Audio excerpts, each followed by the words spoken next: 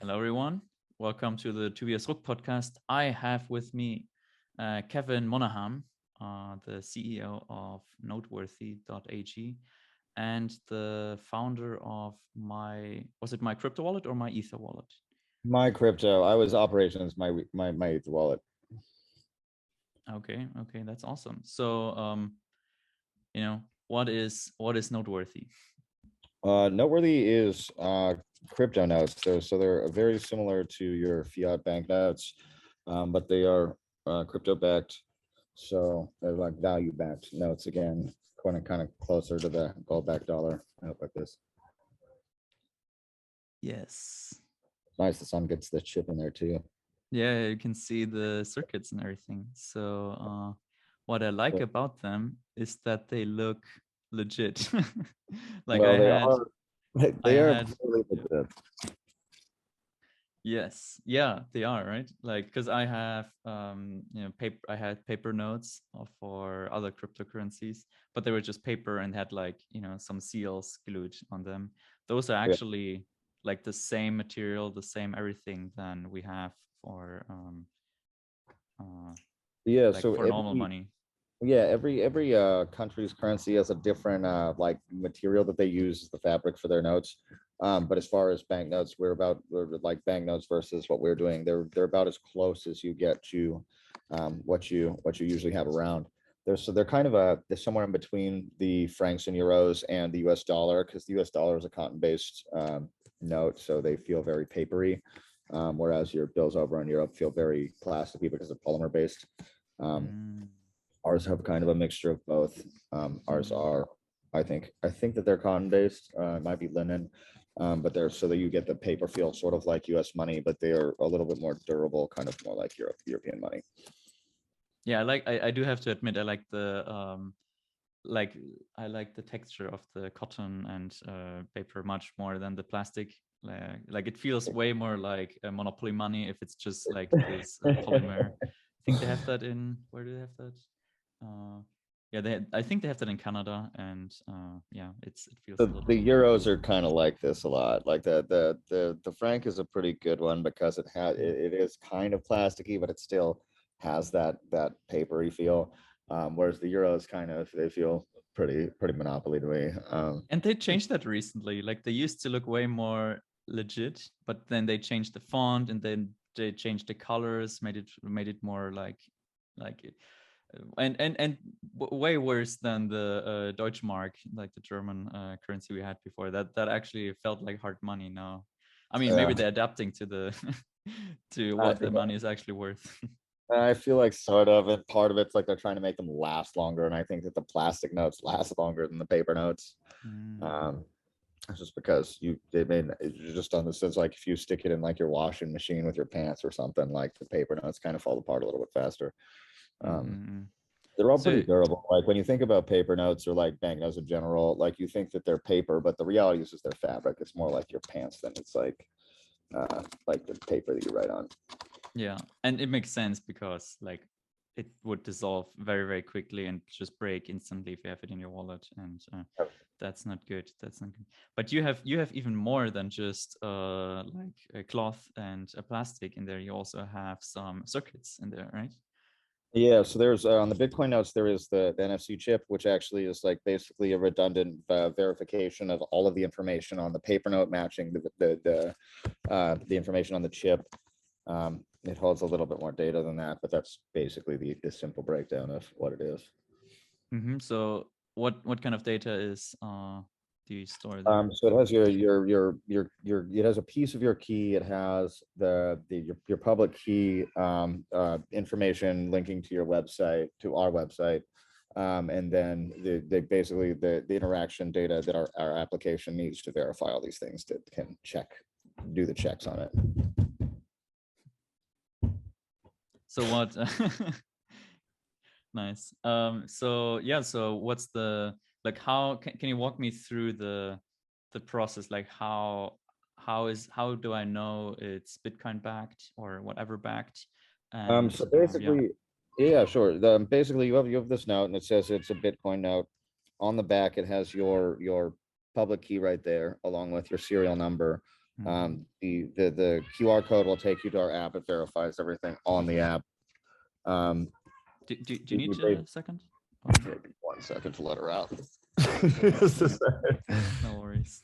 I can pause real quick. She wanted to. Sorry about that. No So yeah, worries. the private key is underneath the foil on the back of the note over here, which is a security foil that's printed by OBD Kinagram, which is they do a lot of countries' passports and currencies security measures. So you can one is you can type in your public key and you give me 1 second. It's oh, no worries. Like I mean, I'm not a dad yet, but I do plan to eventually. I mean, it's amazing. It is just, I mean, plan on phone calls. It's like that is when they want your attention. There's nobody else. Like there's other people in my house right now helping me out for this phone call. But like there's nothing that anyone can do except for like her have my attention while I'm on the phone.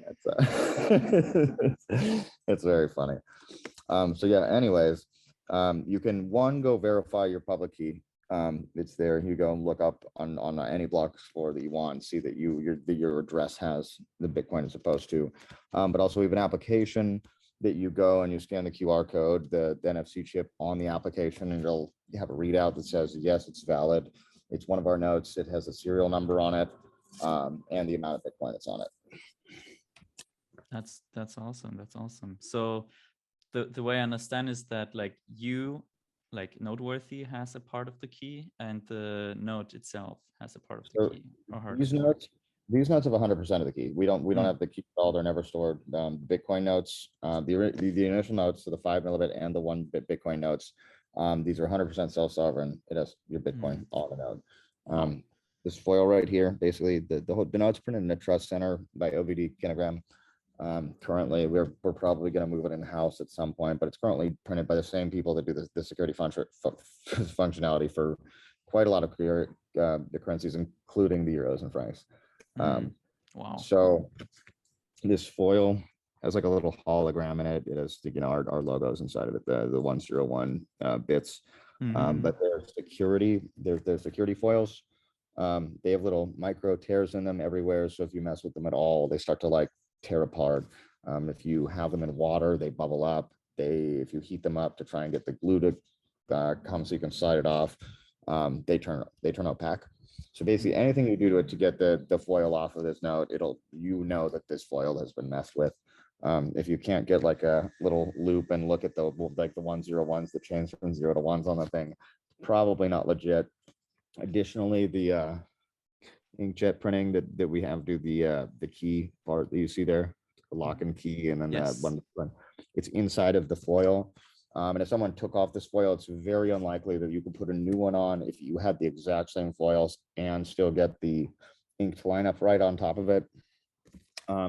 So we're not saying that like these notes you might not get a note that's like messed with, but if the foil looks messed with at all, you probably have insecure notes and you should check it before you accept it.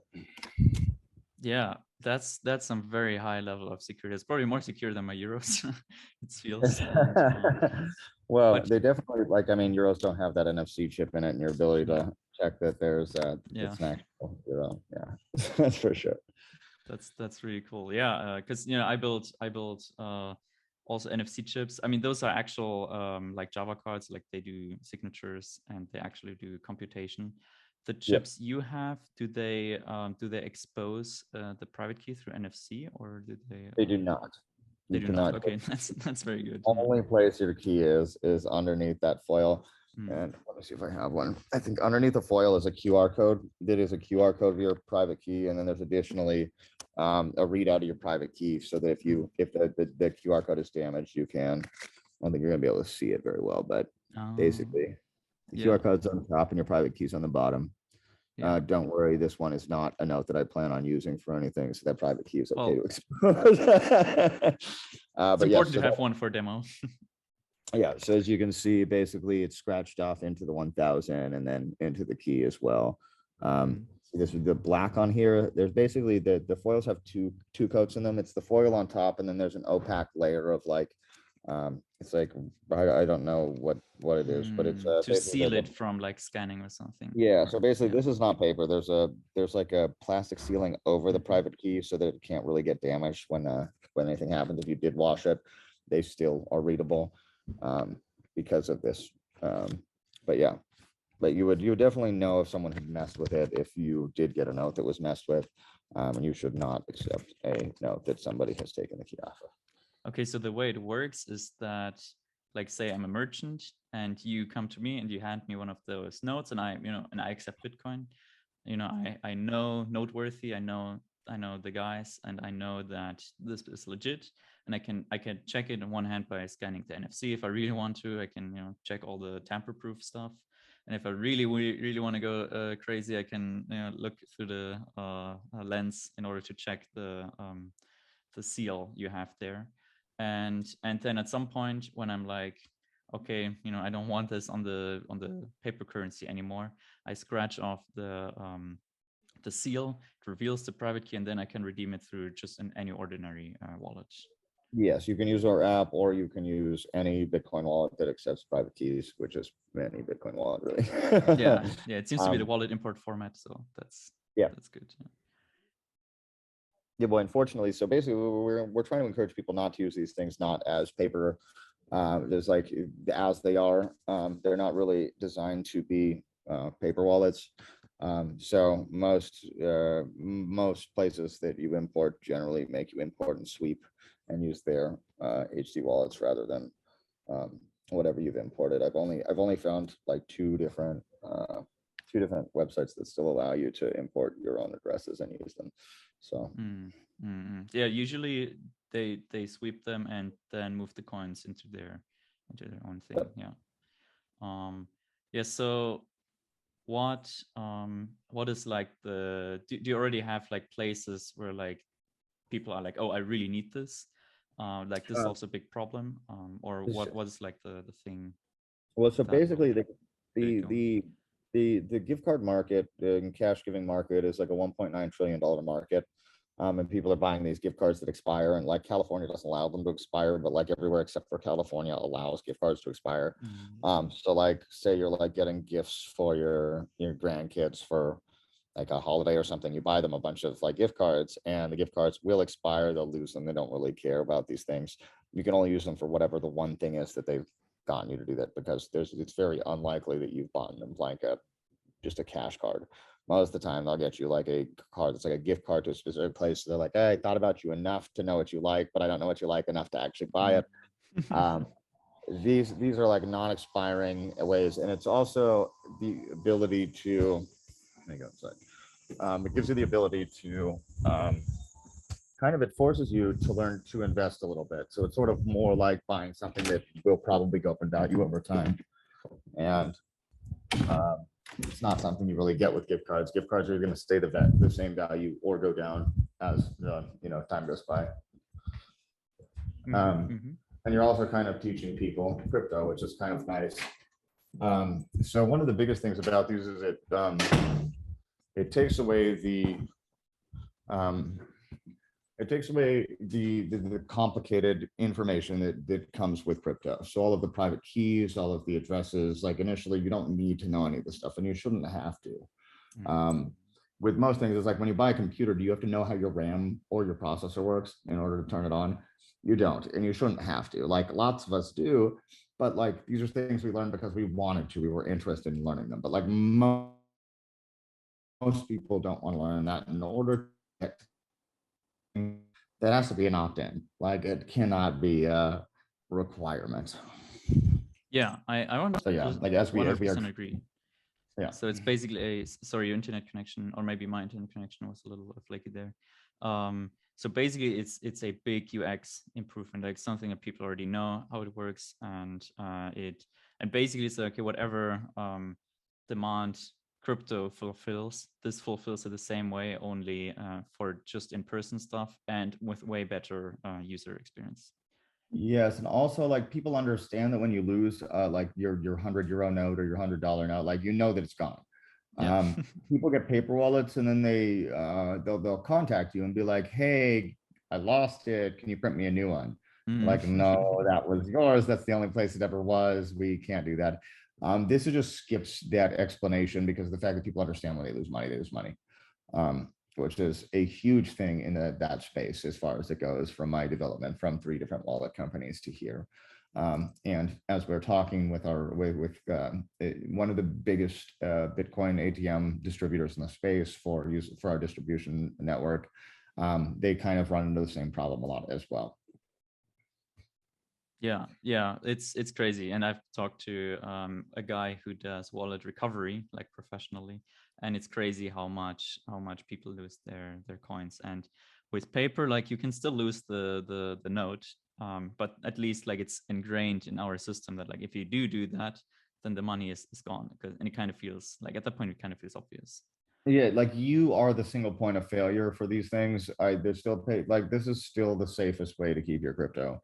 You can't hack paper. Like it's, you have this thing in your house in a safe or something, or like really anywhere that you keep stuff safe.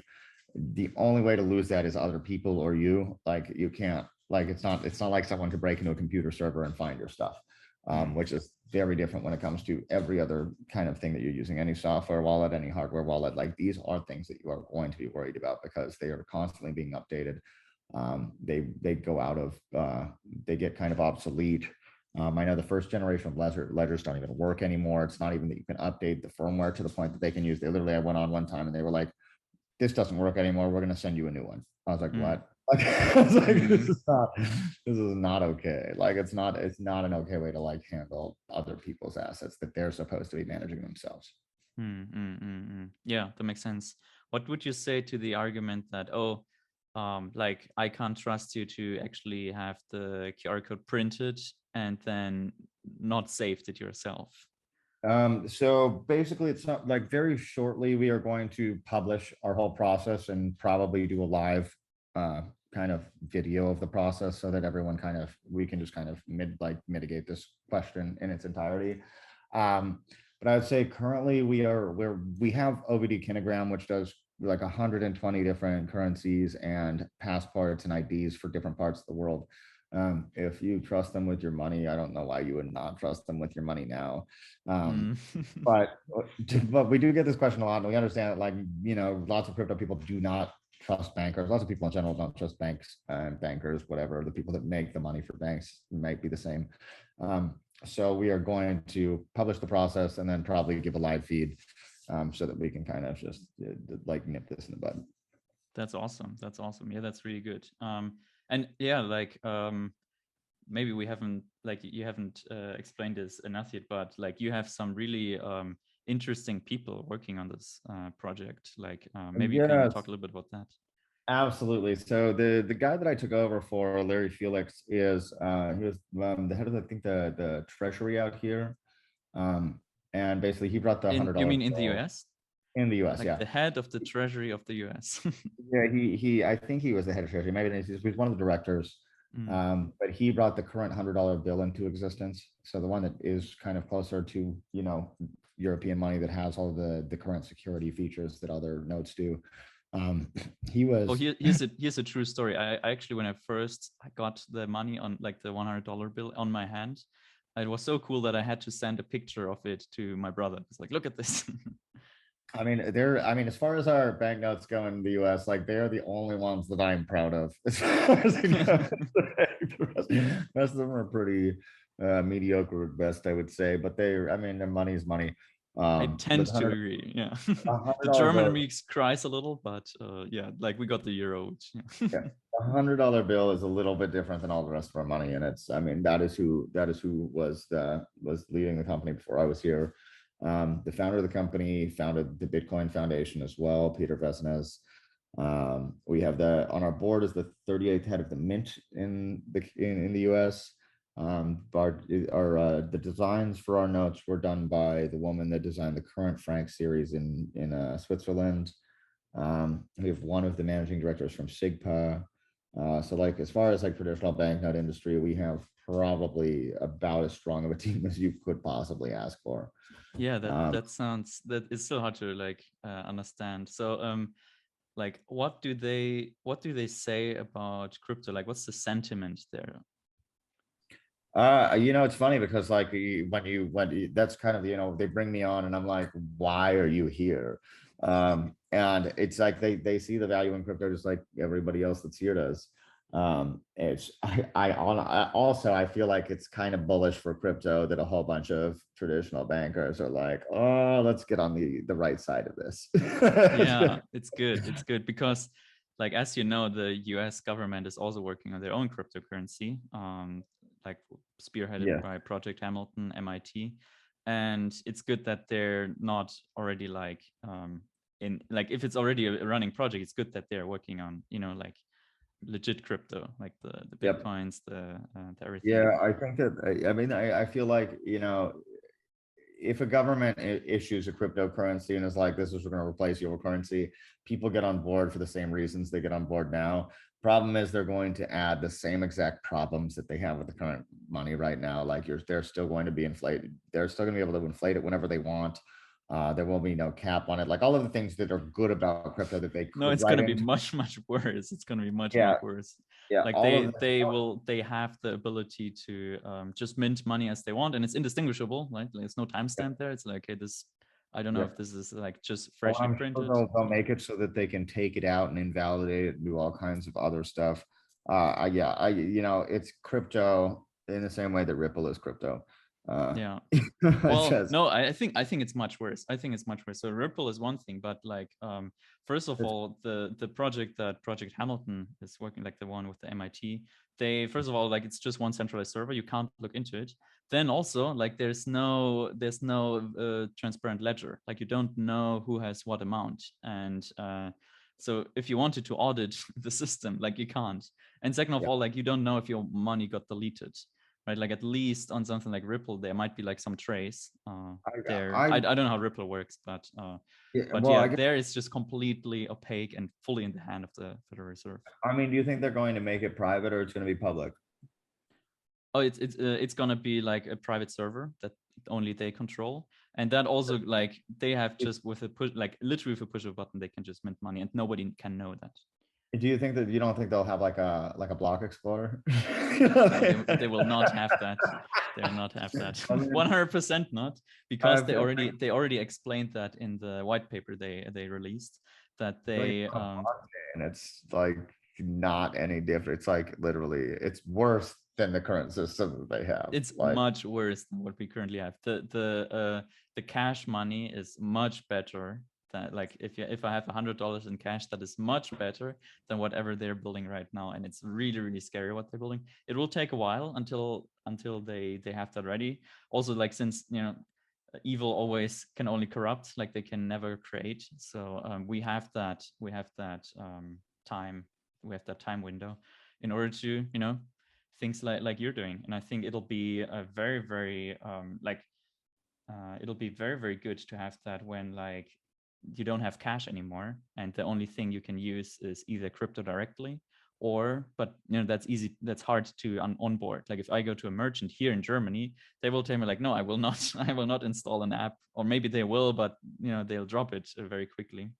But yeah, if I hand them absolutely. over something that looks like what you have, and I tell them, no, that's worth like, I don't know, $1,000 or whatever, the likelihood that they'll accept that is much higher in my view. Absolutely. I agree. I actually was talking to a whole bunch of businesses in Zug that are willing to take money if they can. It was funny because we were like, the way that this happened, we were just like having like business dinner, everyone's having wine. And at dinner, we're like, hey, can we pay in Bitcoin? And our server's like, I have no idea. Let me go ask the owner, who happens to be there because it's Switzerland. Walks to the back, comes down, and she's like, sure. And we're like, this is like the least practical thing, because at the time transactions were very long. So we would have been, at dinner for a while after dinner just to get our dinner paid for. You would have had to like pay at the beginning of dinner for your dinner to be paid for by the time you leave. But the reality is that there, like a lot of businesses are super open to the change of the system. They understand that their money is, when you go to the store one day and it's like your milk is $2, and you go to the store 6 months later and your milk is $4, you're like, what happened to my money? Because you don't see Yeah. that, like your money, you don't have twice as much money between these 6 months. but for some reason your stuff is now costing twice as much. You're like, how did that happen? The reality is it's because the government inflated your money. Your money is worth less because there's more of it now. And you had no say in that. And the worst part is that you pay taxes. So you make a bunch of money, you give a third to a fifth of it back, you give a third to a half of it back, and then they also inflate you. So like they were Yeah. like, we're also going to print free money for ourselves. Like it's a really bad system. It's Well, yes. you It's work for money, we're gonna take from you, and then we're also gonna print free money for ourselves. It's gonna make your money worth less. Take that. Like yeah. Yeah. yeah. And that is no longer the case with crypto, luckily. Like we got it just in time, I guess, because like a part of me is like, okay, kind of this because that'll just get way worse with the CBDC. And a part of me is like, okay, it's kind of inevitable, right? Like you have the internet, you have instant communications between everyone. Why wouldn't the government move all the money online, right? Like and just have full control over that. But luckily we were first with Bitcoin and so forth. Yeah, so I think that is very good. So what do you expect? How will people use this? Like, what kind of ecosystem do you think will emerge from So Noteworthy? I think initially the like Bitcoin, the full Bitcoin notes are 100% for like you're safe in your house, or for if you want to give really high value gifts, so like rich people giving gifts, this is a good way to do it. But our smaller nodes like should be tradable very easily. They're about $100. And at some point in the very near future, we should have an entire set out like just like your fiat money, ones, twos, fives, tens, etc. So you can actually use these as a currency in place of the current stuff that's around. Um, yeah.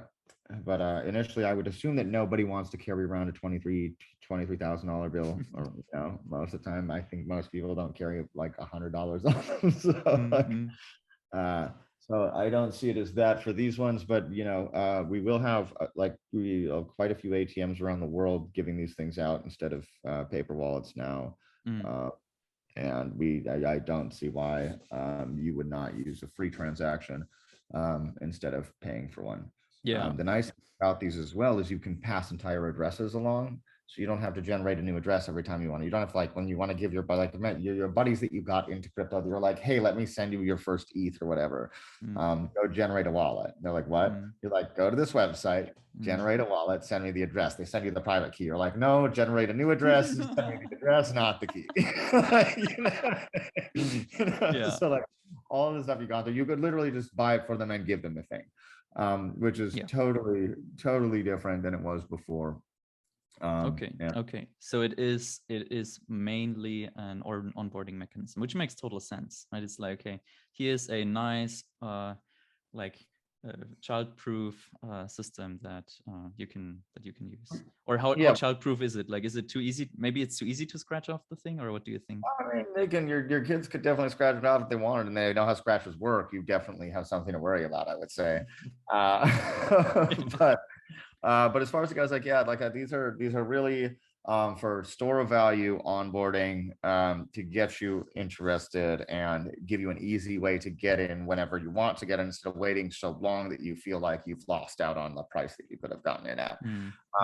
But with when we do our our custodial, any kind of custodial notes, or we have the lower denomination, they give Lightning or something, makes it cheap enough to get these things out. We will have sets of them so you can actually use them in your real life. So if like you were out with your buddies at dinner or at a crypto conference, you could actually pay them with like Bitcoin notes. You're like, how much? Like $20. Here's your 20 bucks in Bitcoin. Which all of us would do if you had the option.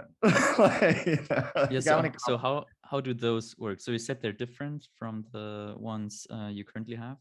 Well, no, for at some point we're probably looking into having a multi-sig kind of custodial solution that you actually have there, like a pot of money that represents all of the notes in the system, and they have so they're more like certificates, and then you'd have to send them in to actually redeem to redeem your Bitcoin off of them. But based on Lightning Network, ZK rollups, and a few other things, we may actually have the ability to do lower denomination notes to some extent, and actually have sets of notes out that are just like these, that are all self-sovereign, and that would be very cool. Mm-hmm. It was something we were kind of thinking of ways around before because of the fact that it was because transacting was so expensive and gets expensive all the time. But it looks like there are some very promising solutions in the very near future that we may not have to do that at all. Yeah, that's awesome. That's awesome. Yeah, because like being a custodian is always tricky, and I think we can talk about that a little bit later. So, what cryptocurrencies are you trying to support? Also, like maybe stable coins or something. What do you think about that? So currently we have Bitcoin. I plan on doing Ethereum, Binance, probably. Yeah, I don't really want to speak too much because we haven't made any Mm-hmm. 100. But we're talking about Cardano and Avalanche, a few other companies in the space we're talking about to see if we can make things for them. But there's also like some people are thinking about using these as like security for fundraising, Mm-hmm. charity fundraising. Mm. How would that Um, work? so basically, you get an NFT with the bill. You Oh, so it's like uh, a yeah, yeah, it's you like get a a gift certificate that thing, you were yeah, that one you of can the keep. people that did this thing, and you've donated money to this thing. Mm. Um, so a little bit different of a product there, but it's really like we're making paper notes for blockchains. We're not making Bitcoin notes. Um, Mm-hmm, mm-hmm, we're not stuck to Bitcoin. We're not planning on doing Bitcoin. Bitcoin is the first one. Um, Bitcoin was the first one. It should be the first one for this too, I feel like. So, yeah, that's good. Like be chain agnostic, right? Like then you don't get all of this, like so many projects are like, oh no, it can only be this chain and so forth. Like I got so many people ask me like, why didn't you do your project on Ethereum? And so I'm like, no, this makes no sense. Like if you think 1 second about it, this is not the right application. But like if you're just like, no, like we will support whatever is in demand. Like that's the smart business choice. Like why would you go religious about that? there's no Yeah. reason not to. Nobody knows who's going to win. They all do different things. I mean, Bitcoin is Mm. fundamentally different than Ethereum. I mean, Yeah. it's a little bit sad that everyone's trying to like relate them so much, especially in development, because like why not focus on different things? Like the blockchains, the algorithms, they do different things. Why don't you use them for different things? But everyone's like, Yeah. no, smart contracts. Let's do smart contracts on Bitcoin. You're like, Mm. hi, smart friends. You can do smart contracts on Ethereum. Like, do something else, something Yeah. else like that. But I'm sure it will continue the same way in the near future. But longer term, we'll see what happens. Yeah. You might also be interested for, especially for the smaller denominations. The project I'm working on is also a fork of Bitcoin, Mhm. eCash, and they do have like currently they have like sub-cent fees, so very very low fees, and their commitment is to keep those fees incredibly small by just having a very high throughput by being incredibly scalable. But yeah, you can meet some of the people behind that at the electronic cash conference, where people can also try out the notes. Awesome. So I'd be yeah, I'd be happy to talk to anyone over there too. That'd be fun. yeah, Because I mean, as far as if it is subset and we're like that would be very easy to do lower denomination notes on our part. yeah. Amaury, like the founder of eCash, he is actually one of the OG Bitcoiners who like ran like this. I think there's a tweet up where he like saying like, oh, running Bitcoin D like just after it Yeah. released. So it's really cool to like that's kind of the idea behind the electronic cash conference, to like just get people together who like are interested in like the cash, like the how do we use this in commerce and so forth. So I think that's really cool. So yeah, do you have something on that, or like on On the which on the conference aspect, any kind of ideas that you have? as far as like what I'm going to be talking about or what Some anything? no, I'm excited to see all of the ideas that are kind of cash related. Mm, It's sort of I have always looked at crypto as a way to replace the current way that financial like money works, and it's going to be nice to be at a whole conference full of people that kind of are on the same page. It's mm. like we have a better system for money. Why are we still using garbage? Like, Yeah. Right. Yeah, exactly. That should be the subtitle of of the conference. We have a better system of money. Why are we still using garbage? That's brilliant. Paper. I wipe my ass with paper. I mean, if there's only behind it, I can write $100 on my toilet paper. Like,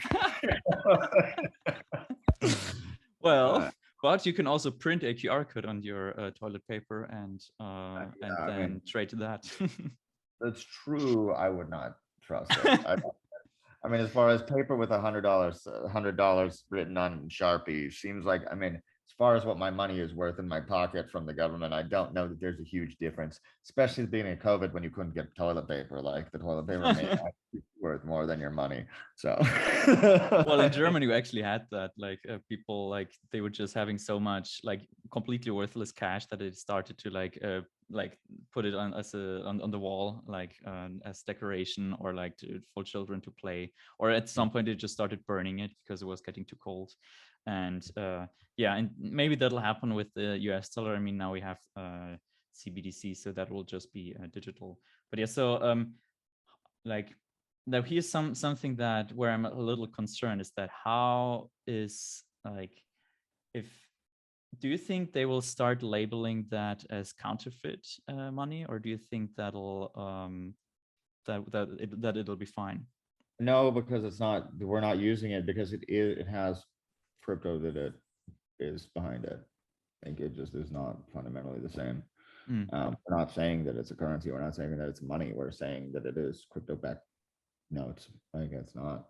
Yeah, or in the case it's just a piece of paper that has a QR code on it, like this. They're like gift certificates, but they have crypto that is attached to the data that's on them. I think they're fundamentally not what money is. Like money is like is issued by a centralized bank from a government that is backing it. Like that is not what we are.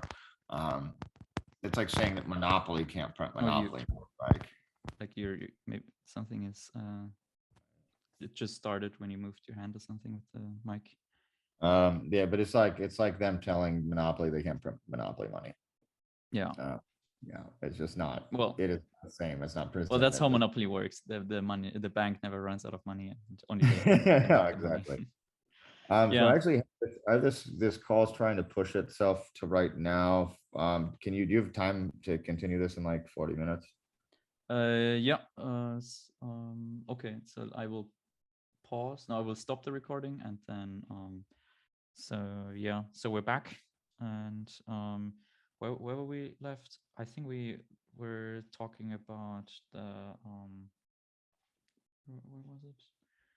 Yeah, like Noteworthy, of course, and and I think where I'm curious is where do you think will be do you think there will be a third world application, and like countries, for example, Argentina, I heard they use Bitcoin quite a bit. Do you think that's a good application for Noteworthy? Like Argentina, like Venezuela, Ecuador, like countries that have like really unstable currencies. I could see this being a really cool way to like kind of swap out a currency with something like that people couldn't corrupt.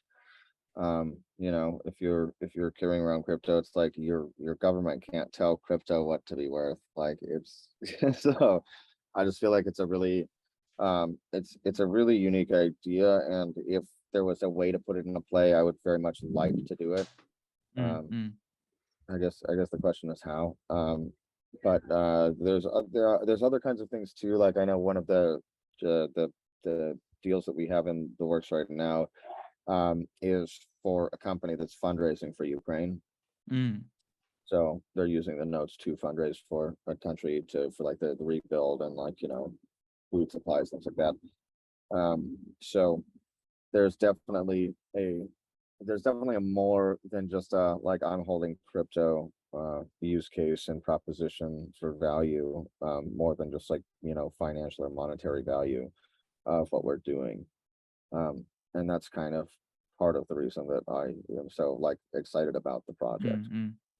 Yeah, I think there could be. I think initially it will mostly be gifts, as you said, like it'll enter the market that way. But I think, like I got people in who are operating in like Latin America, one guy in Honduras. And maybe there might be good applications there, like just to swap out the currencies. I think especially like Argentina has a terrible, has terrible A currencies lot right of now. Latin American countries that are Mm. sort of falling apart. Of course, And Venezuela. I mean, at this point, we kind of forgot about Venezuela because it just got so bad that we got bored, I guess. Okay. they just use Are- dollars. I don't yeah. even think that they. I don't even think they Yeah. have their money anymore. There's like, well, just fuck it. Like Yeah. that's Yeah, there's many stores that only accept dollars and you can't pay with something else. And I'm sure there are more and more stores that use crypto. But yeah, of course, the internet there is a little unreliable. However, with Noteworthy, that is not an issue. relevant. Yeah. Yeah. So maybe one thing I'm curious about, how did you like get the idea? Like, what was the process behind that, and then onboarding all of these people to work on Noteworthy? So it's actually the opposite. I came on 4 months ago and took over for Larry, who was the treasury. Um, I yeah, it was Peter Vesna's idea. He's one of the founders of the Bitcoin Foundation. Um, and he found Larry or knew Larry from somewhere, and they kind of got together, and that's how this project came to be. Um, I think the motivation was to like, yeah, I mean, was sort of probably same idea, mass adoption. How do we get crypto into everyone's hand in the easiest way? Like, Mm. Yeah, and to give them something that they can touch, they can feel. It makes it way more. I think it makes it click much easier, right? Like if you explain how does crypto actually work, and then okay, here is some crypto, and then like wait, like it's that easy, and then you can like explain. Oh no, there's a private key there, and with that you can yeah. redeem it to your wallet, and It they also don't have to do that. it feels more valuable, I think, just because you're used to money being valuable and you're not used to like digital money being valuable. Mm, If mm. you're not into crypto, like you are getting into crypto and you're like, what is this thing? Like I have like a wallet on this thing. Like I play video games that have these things. Mm. Like why is How what is is this actually different to World of Warcraft Gold? yeah, exactly. It's just like there's few it's a familiar tool to represent value. Yeah, that makes sense. That makes sense. So how would I get one of those? Like, what's the process for me right now? Are they on the Um, market or do I have to wait? So currently you have to go on our website and make reservation. We get in contact with you, send you an invoice, give you a Bitcoin address, or depending on how you are trying to pay. We are currently in talks with a company to have 2,600 Bitcoin ATMs distributing these things around, and a few more in Switzerland. I think 35 in Switzerland. Uh, Mm-mm-mm. Also in the so US? so the 2,600 are in the U.S. and then the 35 are in Switzerland. In 2,600. like Yeah, Geneva and Zug and a few other that's places. that's a lot of ATMs. Wow. And yeah, like one thing that I'm always like keeping an eye on is like the US has probably one of the strictest laws and regulations for financial stuff, at least that are actually enforced. And like one thing that's always a big headache for crypto entrepreneurs like me and you is money service business laws and securities laws, but especially money service business. Now I think there's been like have you heard of the crypto six in New Hampshire? No, I've not. There's some people who have like a Liberty podcast and so forth, and they were selling Bitcoin, I think through an ATM or something, and they got raided by the federal government. Because they were like operating money transmissions without a license. Do you think you can just dispense these without having to do KYC, or do you think they'll have to do KYC? So the companies that we are talking to in Switzerland and the U.S. both are fully KYC, licensed and regulated. It depends. Some of it depends on the value. It's like you don't have to do KYC under a certain amount of money because I mean, otherwise like the world would be very hard to buy anything in. It's like Yeah. buy something, you have to do full KYC to get cigarettes. You're like, all right, well, do I actually need these things? but no, I think for the Bitcoin notes, it's like people are used to being KYC'd, and they actually are more comfortable being KYC'd when we're talking about like 25, $30,000. They're like, they Mm, feel like, you've actually like, this is a real legitimate source. Like if someone was like, yeah, just give me your money. I think that I would be a little bit more reluctant in this situation. But for the lower denominations, the companies that we're doing, we have full, we're fully licensed as far as where our money transmission is happening. And we will be basically if you're using our fiat onboarding, when we get it set up, it will be done through an exchange, like an exchange that is fully regulated and has been running for I think like 8 or 9 years. okay. Um, Maybe longer. I don't know. I'd have to check at this point. I kind of forget years in crypto. Mm. Been Yeah, around a it goes while by quickly.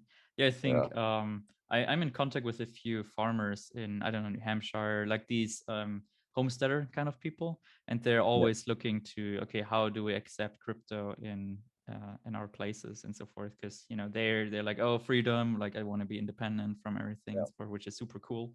And I think that would be something that's really interesting for them because like it has this it has this very real feeling to it. Yeah, and of course an ATM for that would make a lot of sense. So yes, you said that your like a lot of your business is in Switzerland, and I think you're now moving to Switzerland. I am not moving to Switzerland. I will stay out here as far as like my daughter's here. She goes to school here, so I'm here at Mm, least half of the time. But like I will be kind of moving probably for Swiss residency at some point in the near future, just to make it easier for when I hit that like over the 6 month limit as far as just going. Also as far as like working there, they probably are happier with me being legitimately doing what I'm doing over there. And I think that they're happy to have more job like people working jobs that are not usual. So mm, Switzerland, mm. Zug is a pretty open place for imports. Yeah. So what do you think generally? Because I'm thinking about moving to Switzerland, and maybe other people in the crypto space are too.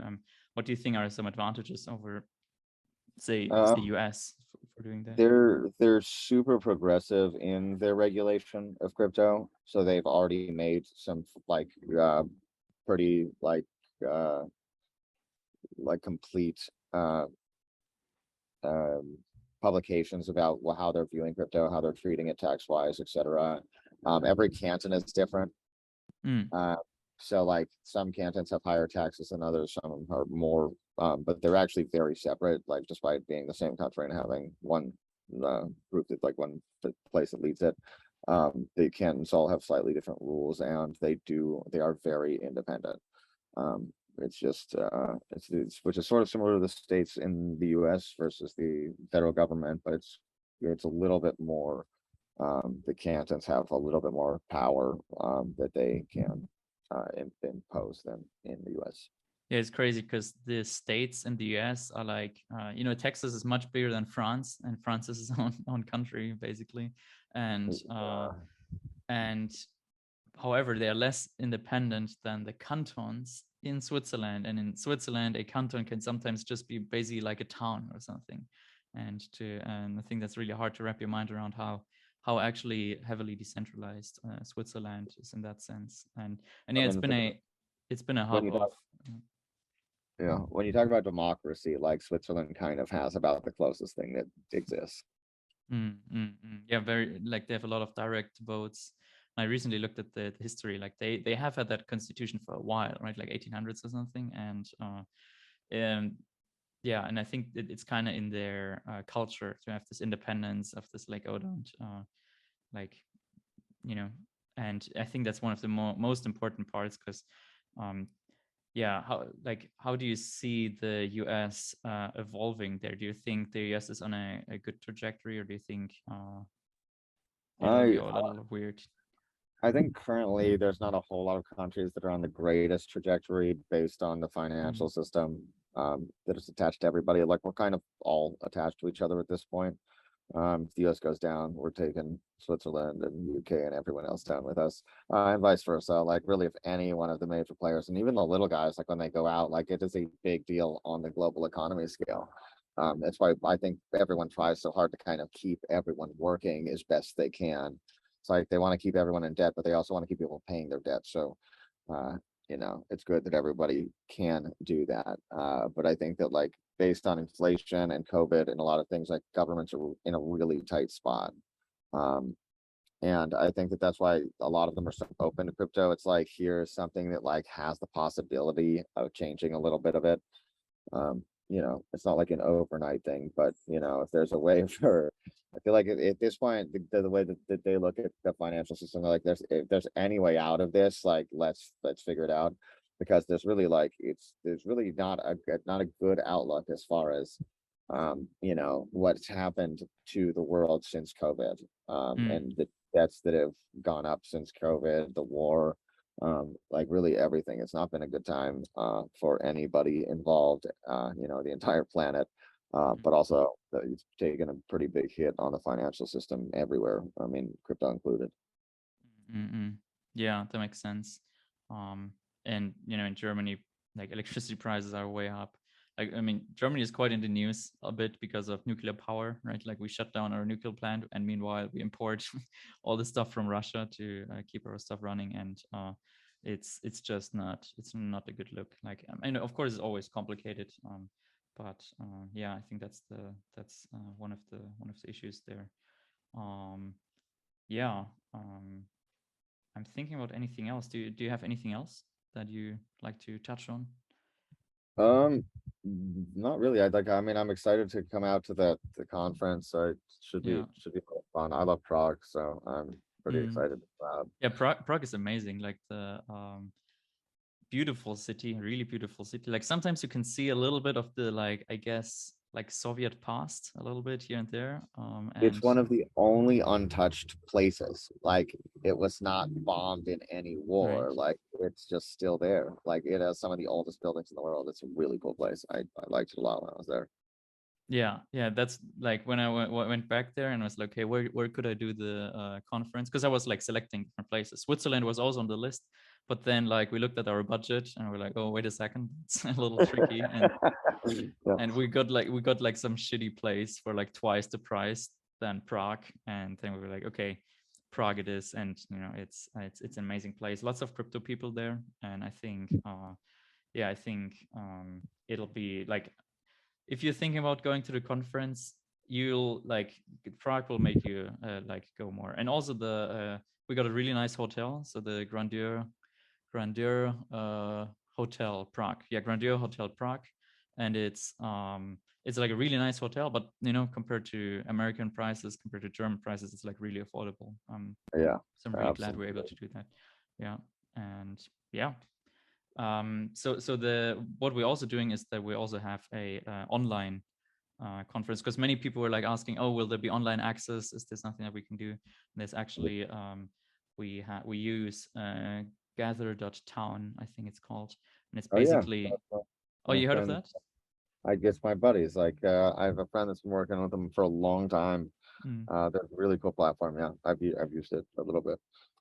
Yeah, and it fits quite nicely, because then we just rebuild the venue online, and then you can like walk around. I mean, it's top down. People thought they need VR equipment. No, it's like the old Pokemon games, right? You run around Oh, and it's so much fun. It's like Zelda or any of like the original Game Boy games. Yeah, it's so cool. I like it a lot.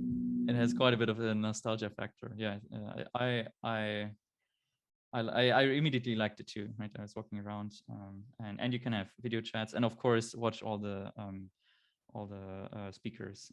Yeah, and you'll be one of them, so that'll be very interesting to see. And then like people can actually like touch the notes, hopefully, like and Yeah, I will definitely have notes out for people to see.